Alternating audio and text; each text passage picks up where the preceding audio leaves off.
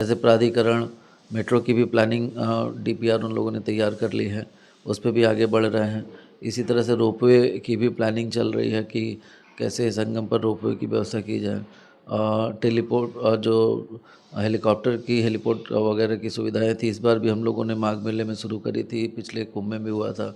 उसको और एक्सपैंड करने का, एडवेंचरस स्पोर्ट्स वगैरह को यमुना की नदी में काफ़ी पॉसिबिलिटी है। कुल तो गुस्सा हमें भी आता है, ऐसा नहीं है बहुत सारी चीज़ों पर, लेकिन गुस्से का इजहार करने का तरीका अलग होता है। कई लोग ज़्यादा चीखते चिल्लाते हैं, तो वो हमसे उतना तो नहीं होता है, नर्सरी के लेकिन बच्चे हैं सर, एलकेजी यूकेजी के बच्चे हैं, वो इतने मासूम बच्चे छोटे, इतने गर्मी को न सहन नहीं कर सकते कहीं से भी।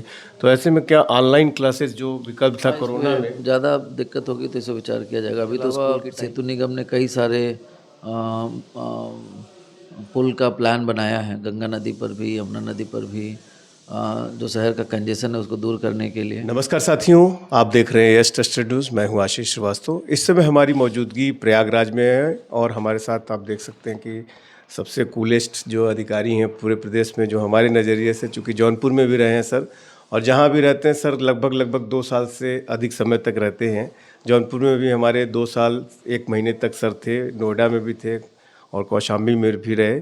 तो सर से बात करते हैं कि क्या सर यहाँ पे किस तरह से अभी गर्मियाँ चल रही हैं, बच्चों की जो स्कूल की जो गर्मियों की सर बताते भी रहते हैं, किस तरह से आदेश कर रहे हैं कि सर क्या स्थिति है गर्मी को लेकर के। देखिए, अभी तो गर्मी बहुत बढ़ी हुई है और टेम्परेचर 45 क्रॉस कर चुका है।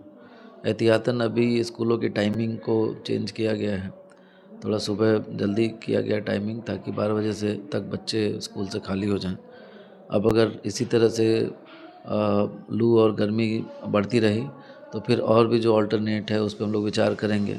एक जनरल एडवाइजरी भी सबको जारी की गई है कि गर्मी के महीने में अनावश्यक घर से बाहर ना निकलें, बॉडी पूरी हाइड्रेट रखें, जब भी बाहर निकलें धूप में तो सर को कवर करके निकलें, थोड़ा कॉटन के कपड़े पहने जिससे कि ज़्यादा समस्या ना हो। जगह जगह हम लोगों ने पीने के पानी की और छांव इत्यादि की व्यवस्था करी है। ग्रामीण क्षेत्र में जितने तालाब वगैरह हैं उनमें पानी भरवाने की व्यवस्था की जा रही है। जो भी हैंडपम्प ख़राब हो गए हैं उनको रीबोर कराया जा रहा है, जिससे कि पानी की उपलब्धता की दिक्कत ना हो। कुछ जगहों पे यहाँ पे टैंकर की भी व्यवस्था करनी पड़ती है, टैंकर से भी हम लोग पानी भेजते हैं, वहाँ पे भी टैंकर की व्यवस्था की जा रही है। एडवाइज़री हम लोगों ने media, social media, electronic media, print media सब में जारी करी है कि लोग डूज़ एंड डोंट्स जो हैं, क्या करें क्या ना करें, उसके बारे में जाने भी और उसका पालन भी करें। जैसे नर्सरी के बच्चे हैं सर, एलकेजी यूकेजी के बच्चे हैं, वो इतने मासूम बच्चे छोटे, इतने गर्मी को न सहन नहीं कर सकते कहीं से भी। तो ऐसे में क्या ऑनलाइन क्लासेस जो विकल्प था कोरोना में। ज़्यादा दिक्कत होगी तो इसे विचार किया जाएगा। अभी तो स्कूल की टाइमिंग वो शुरू की गई है, थोड़ा पहले कर दिया है। जो स्कूल पहले 8 बजे 9 बजे से चलते थे वो अब सुबह 7 बजे से चल रहा है। तो पढ़ाई भी ज़रूरी है और स्वास्थ्य भी ज़रूरी है, दोनों का संतुलन बनाए रखना आवश्यक है। अब इस पे अगर गर्मी का इसी तरह से अगर टेम्परेचर बढ़ता रहा तो फिर हम लोग ये बाकी जो ऑनलाइन मोड है या ये सब, इस पे विचार करेंगे।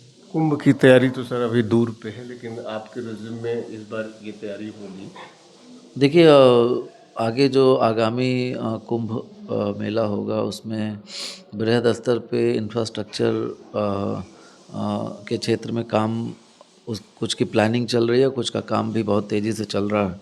जैसे गंगा नदी पे जो पुल बन रहा है वो लगभग इस साल बन के 6 लेन वाला ब्रिज तैयार हो जाएगा। इसी तरह से रिंग रोड एक बड़ा काम है जो कि अगले कुंभ के पहले वो 100% कंप्लीट हो जाना है। तो उसमें फ़ेज़ 1 का काम हो गया है और उस गंगा नदी पे एक पुल जो बन रहा है बहुत तेज़ी से बन रहा है, वो भी आगे आने वाले सब कुछ समय में तैयार हो जाएगा।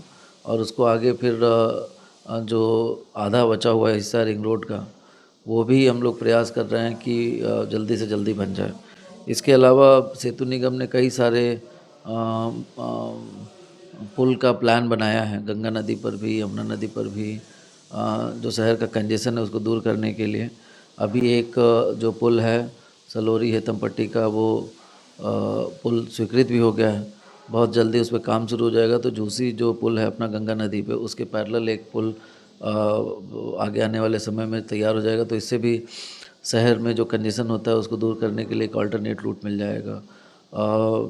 इसके अलावा सिंचाई विभाग हो, स्वास्थ्य विभाग हो या मेला प्राधिकरण हो, सबने अपनी लॉन्ग टर्म की प्लानिंग कर रखी है कि कैसे आगामी मेले को सुविधाजनक बनाना है।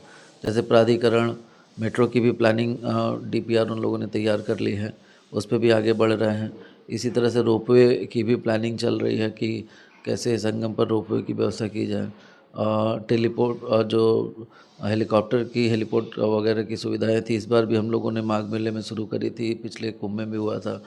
उसको और एक्सपैंड करने का, एडवेंचरस स्पोर्ट्स वगैरह को यमुना की नदी में काफ़ी पॉसिबिलिटी है, कुछ लेवल पे इस बार शुरू भी किया गया था। इसको आगे बढ़ाने का भी प्लान है हम लोगों का। और जितने भी यहाँ के धार्मिक स्थल हैं उनको और प्रमुखता से कैसे हम लोग प्रोजेक्ट करें, इसकी भी प्लानिंग कर रहे हैं। हॉस्पिटैलिटी सेक्टर में और ज़्यादा से ज़्यादा लोग आएँ, अच्छे होटल्स और अच्छे इस तरह के ईटिंग जॉइंट्स, फूड पॉइंट्स वगैरह हैं, एक सिविक एमिनिटीज़ का अच्छा इंफ्रास्ट्रक्चर रहे, उस पर भी विचार हम लोग कर रहे हैं और काम कर रहे हैं। इसके अलावा एनएच से नेशनल हाईवेज अथॉरिटी ने भी काफ़ी प्लानिंग कर रखी है। कई सारे एलिवेटेड रोड्स उन लोगों ने प्लान किए हैं कि शहर कुछ ऐसा प्लान किया जाए कि शहर का ट्रैफिक जो बाहर जाने वाला है वो बाहर से बाहर का ट्रैफिक बिना शहर में एंट्री किए निकल जाए।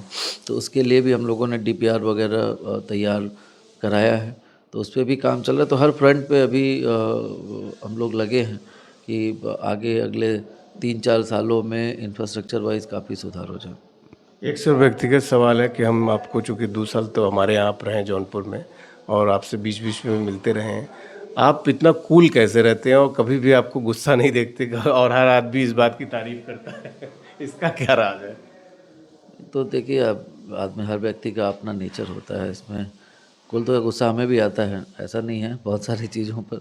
लेकिन गुस्से का इजहार करने का तरीका अलग होता है। कई लोग ज़्यादा चीखते चिल्लाते हैं, तो वो हमसे इतना तो नहीं होता है। लेकिन यह है कि कोई गलती करता है तो गुस्सा तो स्वाभाविक है, मानवीय गुण है, जिसमें आदमी महसूस करता है उसको। लेकिन अ, एक अधिकारी के रूप में हमारा प्रयास यही रहता है कि भाई अपने अधीनस्थों से उनको जितना अच्छे से अच्छा एक वातावरण देकर काम करा सकें, तो मुझे लगता है कि उसमें वो आउटपुट ज़्यादा दे सकते हैं।